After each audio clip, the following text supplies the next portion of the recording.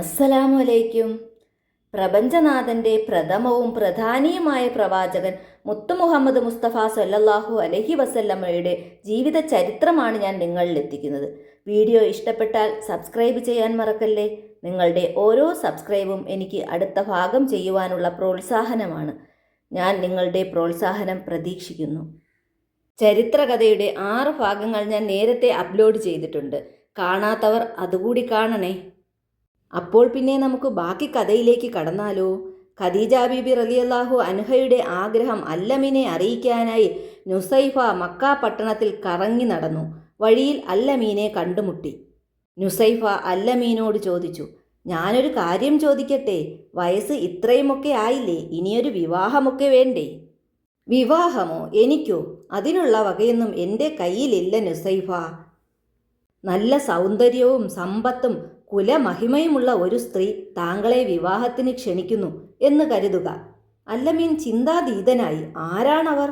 അമ്പരപ്പോടെ ചോദിച്ചു. ഖദീജ. നുസൈഫ മറുപടി കൊടുത്തു. അതെങ്ങനെ നടക്കാനാണ്? അല്ലമീൻ ചോദിച്ചു. നടക്കും, അതിന് താങ്കളുടെ സമ്മതം കിട്ടിയാൽ മതി. അല്ലമീൻ എതിരൊന്നും പറഞ്ഞില്ല. അപ്പോൾ സമ്മതം തന്നെ, നുസൈഫ പിന്നെയും ചോദിച്ചു. അല്ലമീൻ്റെ മൗനം സമ്മതമെന്ന് കണ്ട് നുസൈഫ കൂട്ടുകാരിയുടെ സമീപത്തേക്ക് ഓടി. അല്ലമീൻ നേരെ അബൂ തോലിബിനെ കാണാൻ പോയി. അബൂ തോലിബ് പറഞ്ഞു, മോനെ, ഇതൊരു അനുഗ്രഹമായിട്ടാണ് എനിക്ക് തോന്നുന്നത്. ഖദീജയുടെ ബന്ധുക്കളുമായി ഞാനൊന്ന് സംസാരിക്കട്ടെ. അല്ലമീൻ ആകെ ആശയക്കുഴപ്പത്തിലായി.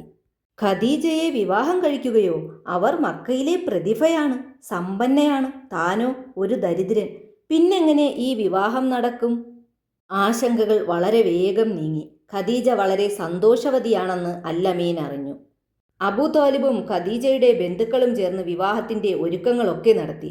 വേണ്ടപ്പെട്ടവരെയൊക്കെ ക്ഷണിച്ചു. വിവാഹ സുദിനം വന്നെത്തി. അല്ലമീൻ ബന്ധുക്കളോടും കൂട്ടുകാരോടുമൊപ്പം ഖദീജ ബീവിയുടെ വീട്ടിലെത്തി. മഹർ നൽകി. വിവാഹം നടന്നു. വിഭവ സമൃദ്ധമായ സദ്യ. കൂട്ടുകാർ യാത്ര പറഞ്ഞിറങ്ങി. അല്ലമീൻ എന്ന ചെറുപ്പക്കാരന് 25 വയസ്സ് മാത്രം പ്രായം. ഖദീജ എന്ന മണവാട്ടിക്ക് പ്രായം 40. ഒറ്റ നോട്ടത്തിൽ അവർ വളരെ ചെറുപ്പം. അവരുടെ അഴകും പെരുമാറ്റവും വളരെ നല്ലതായിരുന്നു. അല്ലമീനെ ഭർത്താവായി കിട്ടിയതിൽ അവർക്കുണ്ടായ സന്തോഷം പറഞ്ഞറിയിക്കാനായില്ല. തൻ്റെ സ്വത്തും സമ്പാദ്യവും എല്ലാം ഖദീജ ബീബി റളിയല്ലാഹു അൻഹ ആ കാൽ കീഴിൽ സമർപ്പിച്ചു കഴിഞ്ഞിരുന്നു. ഖദീജ ബീബി റളിയല്ലാഹു അൻഹ നബി സല്ലല്ലാഹു അലൈഹി വസല്ലമയുടെ മനം ആഹ്ലാദപൂർണമാക്കി. അതോടെ അവർ അത്യുന്നത പദവി പ്രാപിച്ചു. നബി സല്ലല്ലാഹു അലൈഹി വസല്ലമ തങ്ങൾക്ക് 35 വയസ്സായി.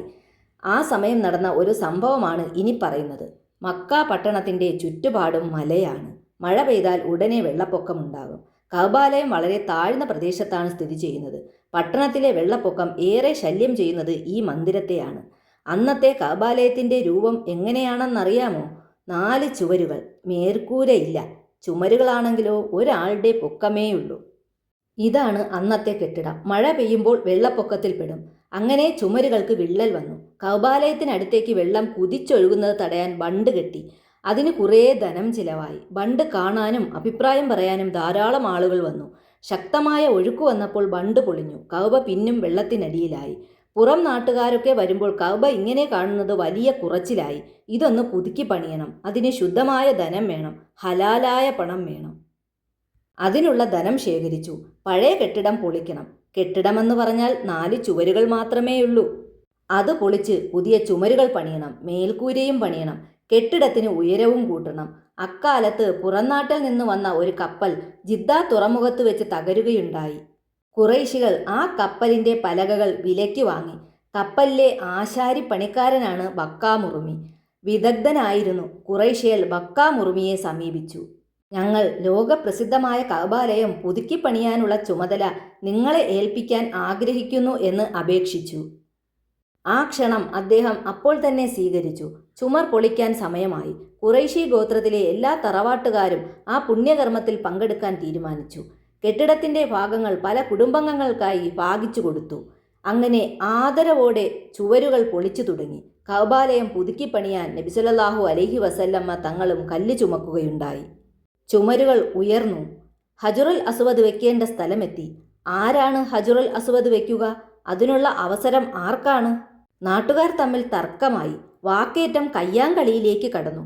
ഒരു രക്തച്ചൊരിച്ചിലിൻ്റെ വക്കിൽ നിൽക്കുകയാണ്. ഈ അവസ്ഥ കണ്ട് എല്ലാവരും ദുഃഖിച്ചു. എന്തായാലും ഹജറുൽ അസ്വദ് വയ്ക്കുന്നതിൻ്റെ പേരിൽ ഒരു യുദ്ധം പാടില്ല. എന്താണ് വഴി? ഒരു രക്തച്ചൊരിച്ചിൽ ഒഴിവാക്കാൻ എന്താണ് വഴി? വൃദ്ധനായ ഒരു നേതാവ് എഴുന്നേറ്റ് വന്നു. എല്ലാവരും ബഹുമാനിക്കുന്ന ഒരാൾ, ജനങ്ങൾക്കിടയിൽ സ്വാധീനമുള്ള ഒരു നേതാവ്. അദ്ദേഹം ഗോത്രക്കാരോട് വിളിച്ചു പറഞ്ഞു, രക്തച്ചൊഴിച്ചിൽ ഒഴിവാക്കൂ, ഞാനൊരു പരിഹാരമാർഗം പറയാം. മസ്ജിദുൽ ഹറമിലേക്ക് ഇനി ആദ്യം കടന്നു വരുന്ന ആളെ നമുക്ക് വിധികർത്താവാക്കാം. എല്ലാവരും അത് അംഗീകരിച്ചു. അവരങ്ങനെ കാത്തിരിക്കുകയാണ്. കാത്തിരിപ്പിനൊടുവിൽ അതാ വരുന്നു അല്ലമീൻ. എല്ലാവർക്കും സന്തോഷമായി. പ്രശ്നം അല്ലമീനോട് അവതരിപ്പിച്ചു.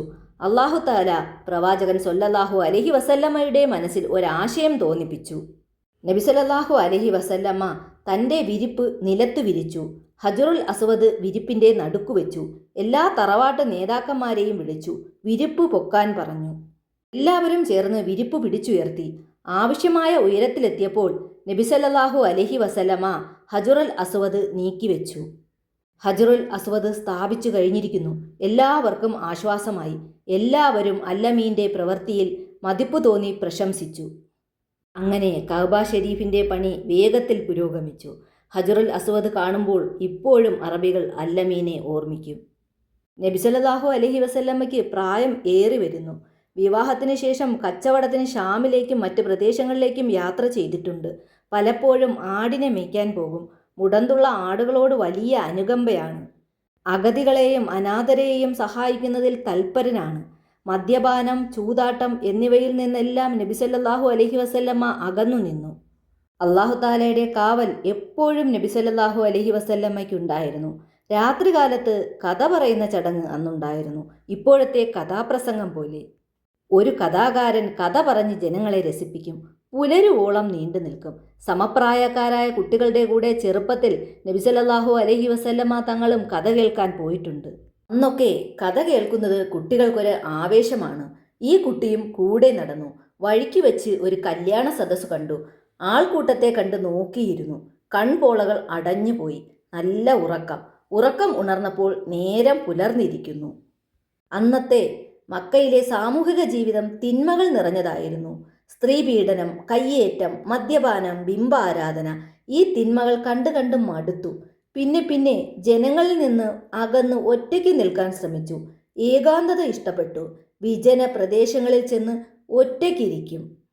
അങ്ങനെ നമ്മുടെ മുത്തു മുഹമ്മദ് മുസ്തഫ സല്ലല്ലാഹു അലൈഹി വസല്ലമ തങ്ങൾക്ക് 40 വയസ്സാകാൻ തുടങ്ങുകയാണ്.